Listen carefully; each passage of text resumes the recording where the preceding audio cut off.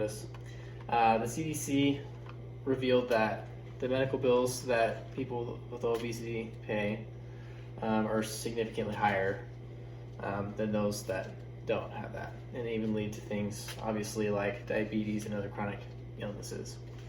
So after having done a lot of research and understanding the topic at hand, I can recommend what can help us have a healthier lifestyle. So today you're going to learn how to avoid obesity and type 2 diabetes and how to restructure your eating habits. First, bad eating habits leads to obesity and chronic disease. Second, bad eating habits then is a costly lifestyle. Finally, you will understand the need for the solution I propose. To begin, let's turn to the consequence of bad eating habits. So, number one, levels of obesity. Once again, I say were 30% a few years ago and have now risen to 42%. So take the story of Minnie Ortiz, who was diagnosed with type 2 diabetes in the 6th grade. She ate sugar, candy, etc., soda, you name it. She noticed that she was exhausted and constantly sleepy.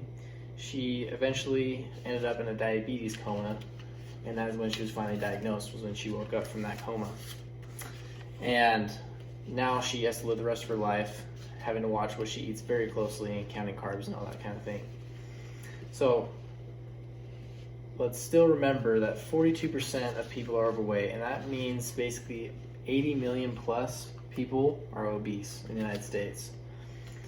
This population pays even $1,000 more in medical bills than those who are not obese. So this adds up to a large portion of medical spending, even going up to billions of dollars. So diabetes is an example of what comes from obesity, and it comes from overconsumption, especially in carbs. And so that's the danger of consuming so many carbs, is that it makes high insulin production all of the time, which decreases sensitivity to insulin like loud music to our hearing. So in his book, Dr. Bredesen gives this quote. He says that the bottom line is simple. We are not constructed to eat the amount of sugar and starch that we currently consume. Also understand that you have to have a time-consuming and life-consuming treatment to keep yourself alive if you have diabetes. So next, based on my survey in our class, basically all of us are familiar and willing to experiment and try out different methods of health or diet or exercise. So almost half of us sought for mental improvement, and the rest of us sought for some sort of physical or eating control, and all pointed out something that we can improve. So though this is not a replacement for visits to doctors, what I propose will improve everything in these categories to some degree.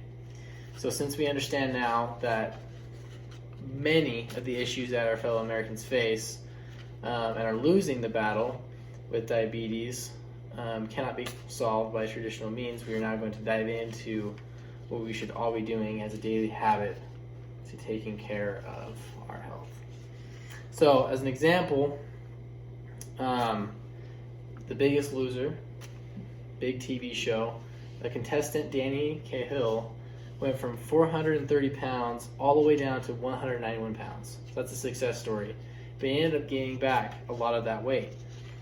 So in the article, New York Times article, after The Biggest Loser, their bodies fought to gain weight by someone named Gina Colata. She says that despite their best efforts, their bodies, they fought to regain that weight because their metabolisms had slowed down, and so some are even heavier now than they were. So this traditional strategy consists of meals throughout the day that are spaced out, as well as working out. That's the strategy in The Biggest Loser, and that's kind of the strategy today, is you're spacing out your little meals throughout the day. So also another snippet, she says that their breakfast was typically 1 egg, 2 egg whites, and half a grapefruit, and a piece of sprouted grain toast, which does not sound like a meal to me. That sounds like an appetizer. That would just tease me and make me hungrier. That makes me miserable. So my solution for individuals to lose this weight and to sustain it is intermittent fasting. This is a very easy diet to follow when done correctly, and it's designed to burn fat. Intermittent fasting leads us to a state of ketosis. Contrary to what you might have heard about ketosis, this is very good. This is what our bodies were designed to do. In ketosis, our body burns fat. So it's the key controlling how much body fat you have when you follow it disciplinedly. And like all things, intermittent fasting can obviously be done incorrectly. So I find it easier to avoid temptation rather than resisting temptation. So for an alcoholic, it's hard to take a drink and then stop drinking, and it's a lot easier just to abstain or even maybe not be in the bar, right?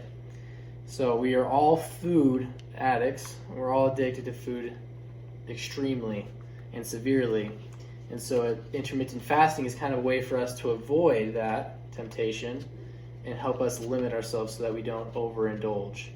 And so it's harder to overindulge when you only have a very small amount of time that you can eat.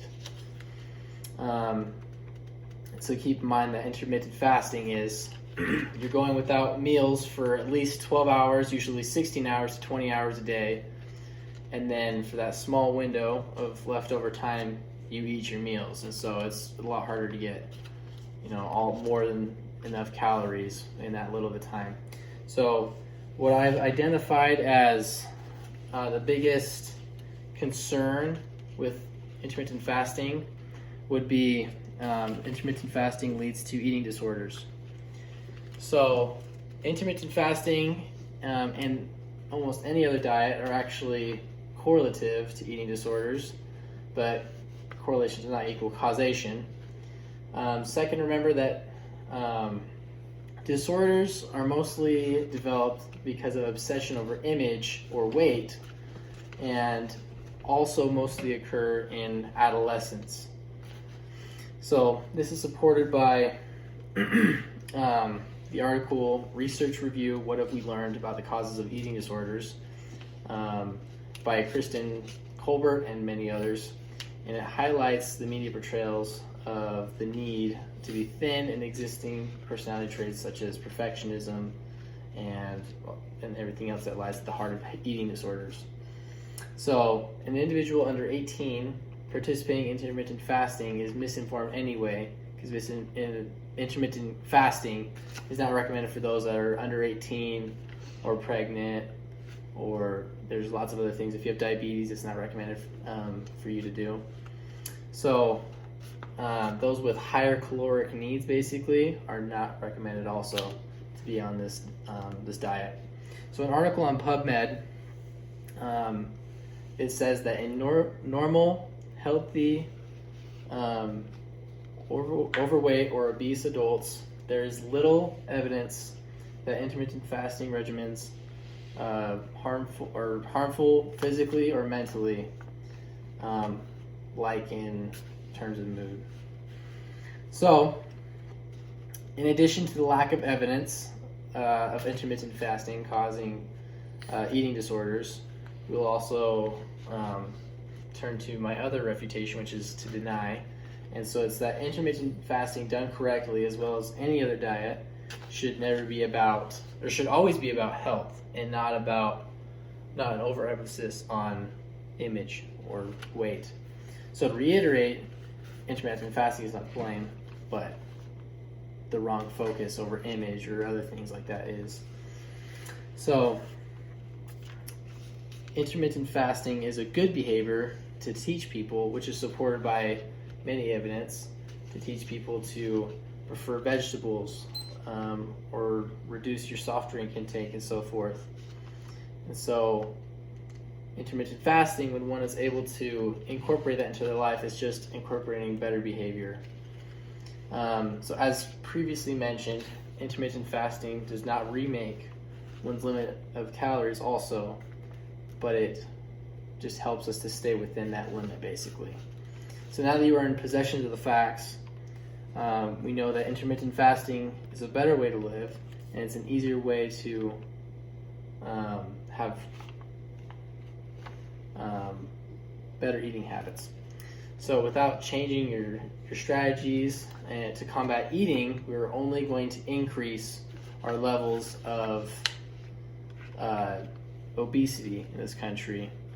And remember, as of 2018, 42% of Americans were obese, which would soon reach half of Americans. So the diet of Americans is too much, too frequently, and too often. And all of those things are solved by intermittent fasting. So leaving that shutter of an image behind, think about the future where a lot of people incorporate this diet into their life. It takes some time to adjust to, but the average person who's in ketosis, remember, they're fat burning all the time, and they're using their own ketones from their body rather than sugar or any other unhealthy fuel. And then as we adjust to this way of living, I have found that for me, I find myself less hungry, and so therefore I eat even less, and I feel better in my own skin. And so we will have a crowd of people that are relieved from these burdens that they have found themselves unable to control thus far.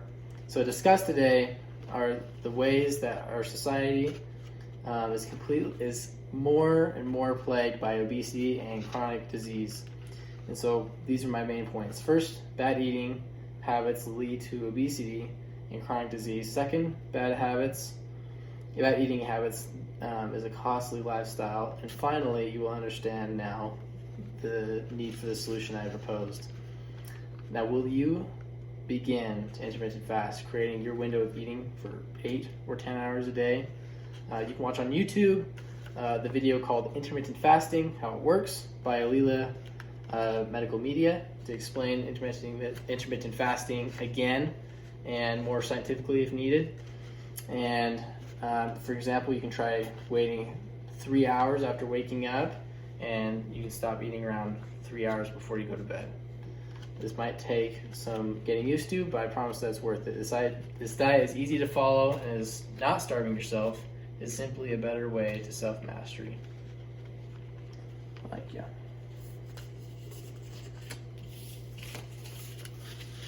These are my note cards.